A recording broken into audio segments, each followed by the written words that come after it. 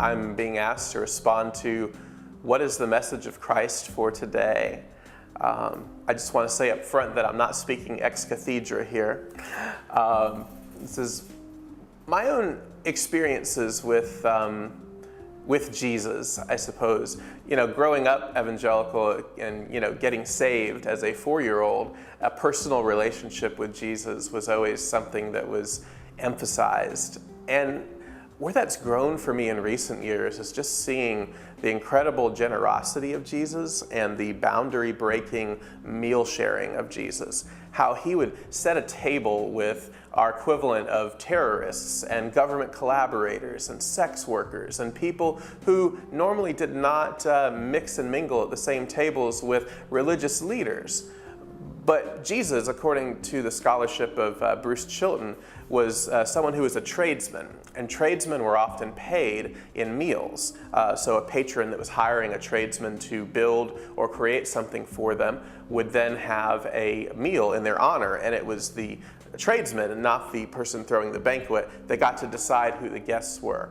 And so from what we're learning of Jesus, he began to throw these meals that brought together all the wrong kinds of people. And this really came close to home for me a year ago when there was this big ruckus over Chick-fil-A Appreciation Day. Now, Chick-fil-A is not everywhere in the U.S., but it's growing in places. And it was a business founded by evangelical business people like about, 40 years ago or something. And somehow Chick-fil-A became this political football last year when it became known that the organization donates a lot of money to anti-LGBT marriage equality efforts.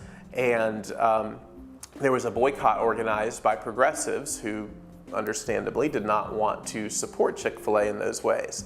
And then a prominent Republican politician declared a Chick-fil-A Appreciation Day where millions of people went out and they bought Chick-fil-A on that day as a statement of approving these policies that hurt so many people. And they were posting happily their Chick-fil-A cups on their Facebook profile pictures. And I just saw a lot of grieving friends who were gay and lesbian and bisexual and transgender, and just a lot of angry people on both the left and the right. And so a Facebook friend of mine and I, we got together and started chatting about this and said, what would a Jesus-like response be to this? And so we decided to organize something called People Appreciation Day. And in People Appreciation Day, the rule was simple.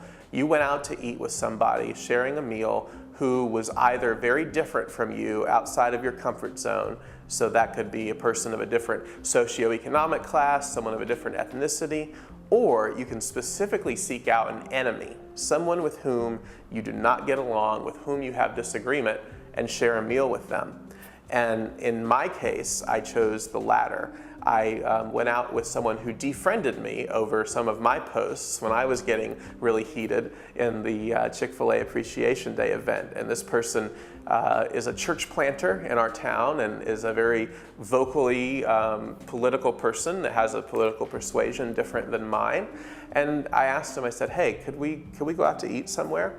And when he first suggested Chick-fil-A, I said, no, let's not do that. And so we ended up going to this Mediterranean place. And it was incredible. We got together, we got to see each other as people, we got to talk about our families and our backgrounds in a way that really humanized both of us to each other. And it's not as though we're best friends now or anything like that, but it really softened the heat that had arisen from the debate, and it brought more light into the world. And our local newspaper picked up People Appreciation Day, and there were hundreds of people that participated in it, apparently. Nowhere near as many as the millions who participated in the Chick-fil-A Appreciation Day. But what I saw in that was something of the living presence of Jesus as a reconciling force, as someone who refuses to give up on anyone, including people who are enemies, including people who stand on the other side of various divisive ideological lines. And so that doesn't exhaust what or who Jesus is to me and who I think Jesus is functioning as in the world today, but I think that Jesus as this sort of avatar of the reconciling power of God is someone who has continuing meaning and relevance for today.